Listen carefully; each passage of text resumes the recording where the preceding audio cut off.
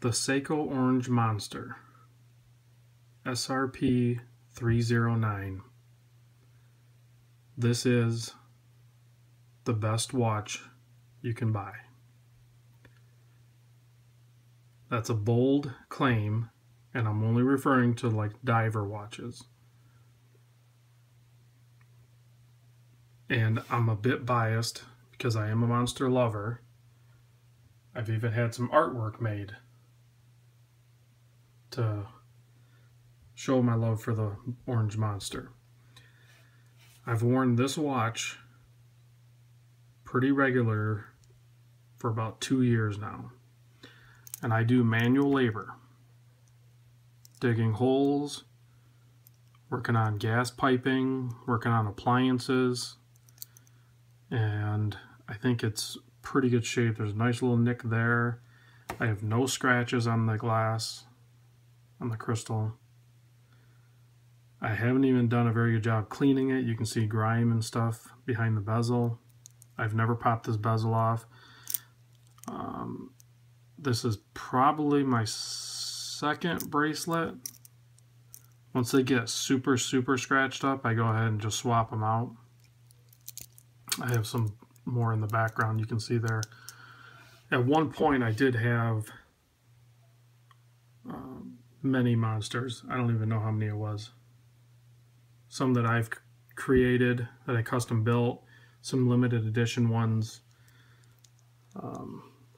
some Japan ones, and then this is the K model. So yeah, it has the Japan movement marked in on the dial, but this is the Malaysian made one. And out of all the monsters I've seen, the K version I believe is actually better quality. The bezel movement is tighter and smoother, and it keeps good time.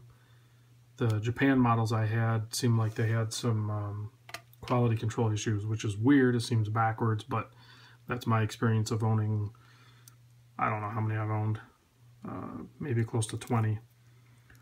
So the reason I think this is the best dive watch.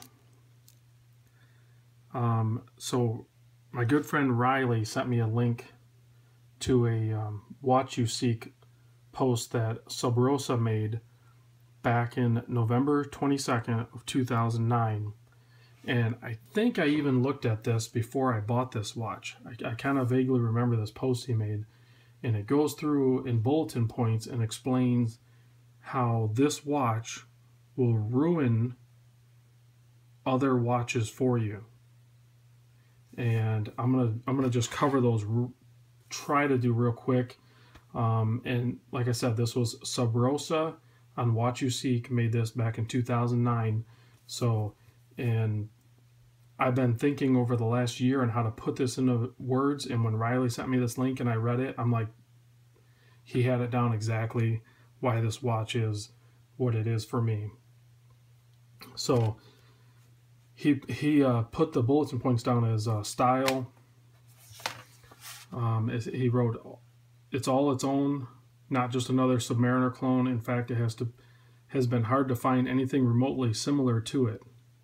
And he was referring to his Black Monster. And he said he's gotten more comments on his Black Monster than any other watch he's owned. And I honestly can say I haven't had a whole lot of compliments on my watch, but the few that I have gotten were actually on this particular watch. So I agree with him on that. Then he talks about the case. Drilled lugs, which are great. Everybody knows that. Standard 20mm lugs. So you have unlimited straps and options you have for the 20mm size. See, he wrote huge crown and bezel guards. Has a weight that makes you confident and won't break it. It is a true ISO diver rated at 200 meters. So yeah, everything's protected.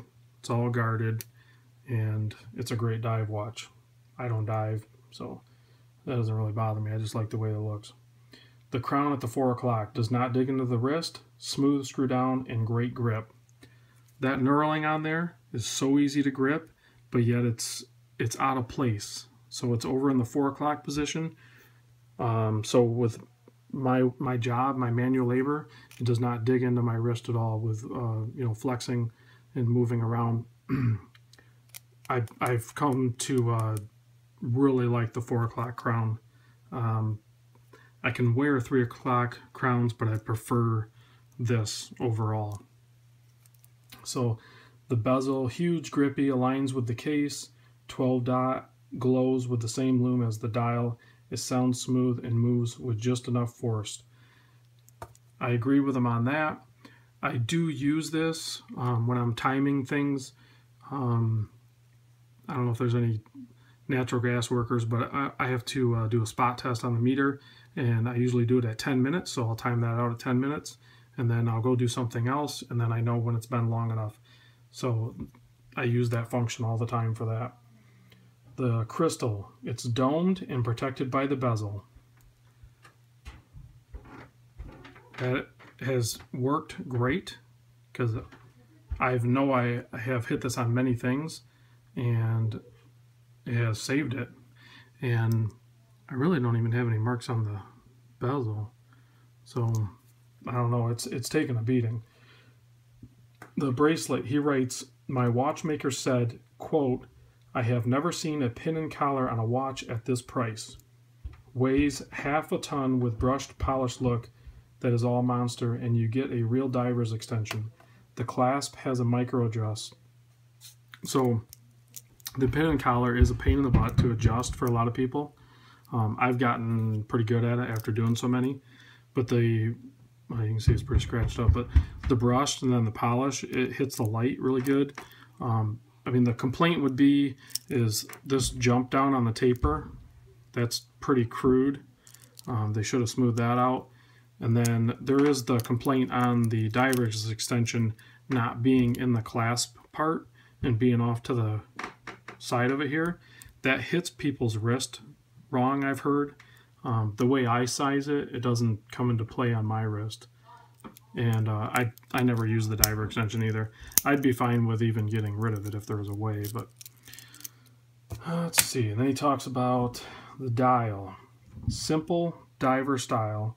No paragraphs of writing about coaxial, this and chronometer that. Yeah, it's pretty simple. It just says Seiko, automatic, and diver's 200 meter. And after each one of these statements, he writes ruined in all capital letters too. So he's just kind of telling you that that's what he thinks about it, and then it ruins it for other ones. So the hands, when they line up at 12 o'clock, they look like a spaceship. So I'll just do it real quick because maybe some people don't realize this, but and then the big broad arrow hands like that. So if you put that like that, I'll back this up a bit. Let's get that. I'll keep talking. Watch that second hand. When that second hand comes around, it lines up. It looks like a rocket ship taking off.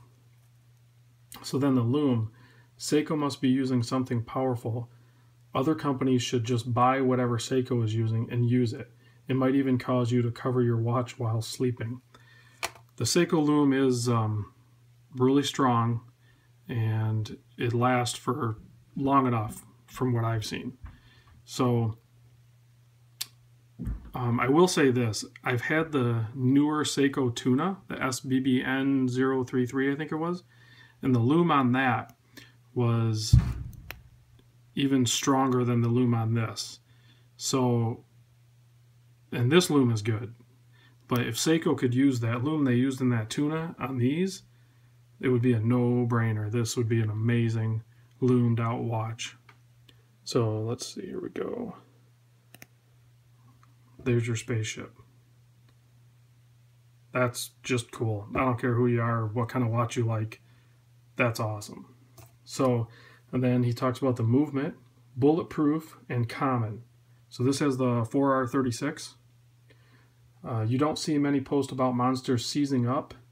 And then he does like a cough, and then he wrote coaxial cough. I haven't read anything about that, but apparently there may have been issues with coaxial movements. Keeps decent time, well within expected specs for a mechanical watch. I get the day and date with a black background and white numerals. So I agree with him on that. I love having the day and the date. And then he concludes with, so overall, don't buy a Seiko monster. It will ruin dive watches for you going forward. Even the pricey ones. Wear a monster and go look at a Rolex Omega divers, and tell me which one feels more like a tool. So I'm wearing a Seamaster Professional right now, and it feels heavy, and it feels like a nice tool watch. It feels like it could take a beating far beyond what, I mean, it'll outlast me. But it's kind of pretty looking, so I wouldn't feel right smashing it up, whereas this is not as pretty, and it's still strong feeling, even though I do like the way it looks. I'm not worried about smashing this up. Even though they are getting pricier now, I still won't let that deter me from wearing this the way I want to wear it at work, doing what I do. So the Orange Monster is a perfect watch. Try to explain to me how it isn't. Talk to you soon.